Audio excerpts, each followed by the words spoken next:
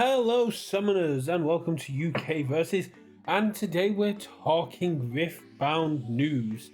So we've had a lot of Riftbound news drop because the LGS embargo has been lifted. So LGSs are now more freely able to talk about the things that happened at the LGS summit, as well as we found out that preview season will be started by content creators and media outlets and news starting from Monday the 9th of June. But Riftbound decided they were going to chuck us an early preview anyway. Let's take a look at number 8 of 298 cards. Get excited, and yes I will. Let's get excited for this 2-diff Fury spell that costs 1 Fury power. Get excited. It is an action, which means it can be played during your turn or during your showdown.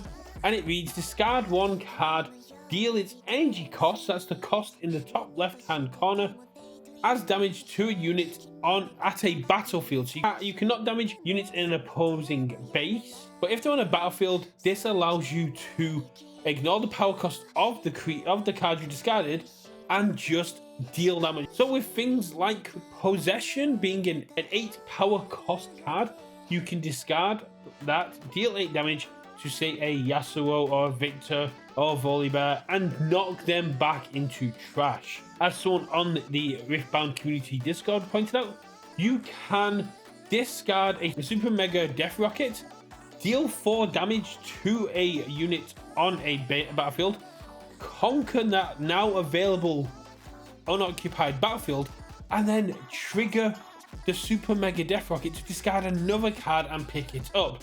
This also works very well with the Fury Jinx, where because we can play it in a showdown, we can increase the power of our Jinx. We can push them from a 5 power unit to a 6 power unit, as well as dealing damage to a unit, which makes it easier for us to hold a battlefield, take over a battlefield, or just all around have a good time.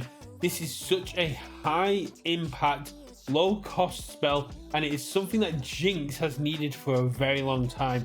Jinx is a character that I love playing, but always feels like they're struggling to hold in the mid to late game, or they can struggle to discard early enough to get their hand down low enough to start utilizing that additional draw. Get Excited gets you around that. And Get Excited says you get to draw more. Get Excited says you get to deal additional damage, and before you go into it, you haven't got many defenders, you haven't got much defensive ability on Jinx. Get Excited says you get to do that. Perfect, we love that. But then we got a massive mob breakdown and multiple articles are coming here, but I'm going to get my information from the gamer as they dropped it first. So we found out there's going to be 12 Origins Legends, and I apologize if I butcher this. We have Kai'Sa, Volibear, Jinx, Darius, Ahri, Lee Sin, Yasuo, Leona, Teemo, Victor, Miss Fortune, and Set.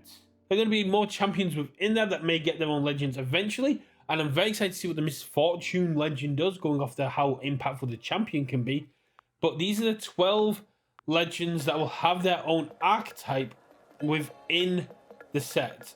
We also got a bit of a look into how the organized play structure is going to go down, and it looks as though Riot will be supporting players through store play, tournament play, and pushing casual and competitive play for this at store level, and then moving on to bigger, wider, and very impressively priced events. Starting off with league play and release events called Nexus Nights. For the first release event, players will get one of each pre-constructed champion deck, which comes with a booster already built in and a cardboard deck box, as well as a release promo pack containing one epic champion of Victor, Lee Sin, or Jinx, and one of the 12 champion legend cards. Players who also attend the Nexus Night event will receive a free card Nexus Night promo pack that will contain 18 possible parallel foils. These are versions of cards from the main set that are not foiled but given a foiled coating, and 6 possible alt art ruins. That is very cool, and I know some Magpie players are going to want those alt art ruins just to have a full rune deck of all type runes. Riftbound was originally designed as a multiplayer game, and it looks like Josh and the organized play team have worked very hard to support 1v1 play, 4-player play, and 2v2 play, making it a flexible, all-in-one kind of competitive game for 1v1 or a group of friends, with other formats including sealed, draft, and 5v5 teams mode, which is kind of designed to replicate League of Legends team play. However, this would not be 5 1v1s or a 10-player free-for-all. This would consist of 3 individual games, 2 lots of 2v2, and 1 1v1 game, kind of designed to mirror the League experience, but with a Riftbound kind of setting. This is very cool. Now, it looks like Riot, UVS, and the organized play team have gone very deep into a fully competitive organized play season. The competitive circuit will start at the local level with the Summoner Skirmish. These events will occur twice a set and try to be at least a month apart. Summoner Skirmishes will have a participation prizing, as well. We'll have a top 8 promo, a top 4 promo, a finalist promo, and the winner will take home a play set of the promo card as well as a champion playmat. Winners of the Summoner Skirmish will also be rewarded with a first round bye in regional tournaments. Regional tournaments are looking to kick off around December time, so 2 months after release, with the top players of each regionals qualifying for regional championships. In order to keep this fair, the amount of regional championships qualifications will depend on the size of the regionals. With 512 players, the top 16 players will all qualify for regional championships. On top of this, there'll be additional promo, additional swag, merchandising, and cash prizing. Cash prizing is a huge incentive for a lot of competitive players because they can turn this into a career. Riot are planning on hosting 1 or 2 regional championships in the first competitive season, with the goal that 2 or 3 are to be held in the future. These championships will begin around October 2026, so you'll have a good 10 months to qualify for regional championships. There will also be last chance qualifiers happening the day before for those who were not able to qualify for regionals. The pricing of the regional championships will be similar but at a higher level than what you got at regionals, and this will also include an invitation to world championships. Running big events is Riot's expertise, so it's no surprise that we're going to see many plans and how the grandiose level of these plans, but it's still impressive as to how quickly they've managed to pull this off and how much effort is going into this.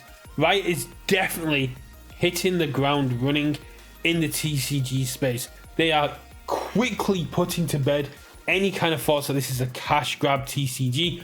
They have shown that they're putting the love and effort, they're listening to the community, they're giving back, and they are showing us how much they believe in this game. The art's updated, the rules are updating, and I am so very excited to see the rest of this. Spoiler season starts next week, but I'm sure Riot and the Riftbound team are going to feed us and keep us, and the community has been starved for information for so long, and now we're just getting so much, and we've got a feast of information to dine on. And I am going to try and get hold of some people. I'm going to try and get more information. I'm going to try and see where this goes, and I'm very excited to see where this is, to see where Riftbound ends up. The art looks amazing, the power level looks amazing, and as the new preview says, it is time to get excited.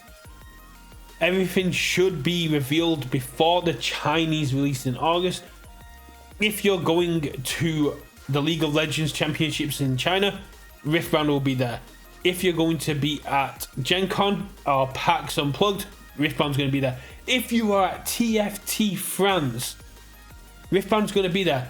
If League of Legends are there, there's a good chance that Riftbound will be there. Riot are pushing this card game. They want people to get involved with it. They want people to be happy with what's going on, and I am all in for it. This is a great line of communication. It's very clear. The Riot employees have been joking and having fun and letting us know what cards names are from what other content creators and LGSs have been posting. It's been great to see this level of communication. It feels so good to find another company that's running this game community first kind of aspect. They understand that they need the stars on board. They understand that this, if Riftbound to be successful, it doesn't just need to be popular with the competitive scene. It needs to be a kitchen table, casual, star level game that people will walk into a store, see people having fun and go, what's that game? How do I get involved? They look like they're having an absolute blast of a time. And it looks like this organized play structure that's been put in is designed with that in mind. It's designed with 2-player, 4-player, multiplayer, 1v1. It is designed to capture the essence of what Riftbound was supposed to be and make it into a fun, interactive game for everyone. So kudos to Riot, kudos to UVS, and kudos to the community for getting this information out there quickly. It's been great to see all the posts from content creators and from LGSs that have been able to go out to Riot, and I'm looking forward to see how this game progresses in the future.